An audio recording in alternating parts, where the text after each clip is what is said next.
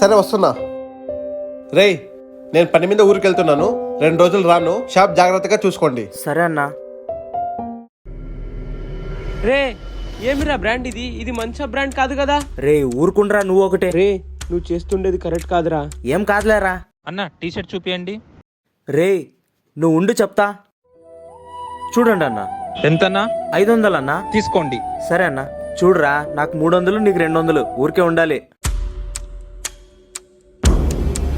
అన్న ఇది పొద్దున తీసుకొని పోయినానన్న, సైజ్ సరిపోలేదన్నా, ఎక్స్చేంజ్ చేయాలి.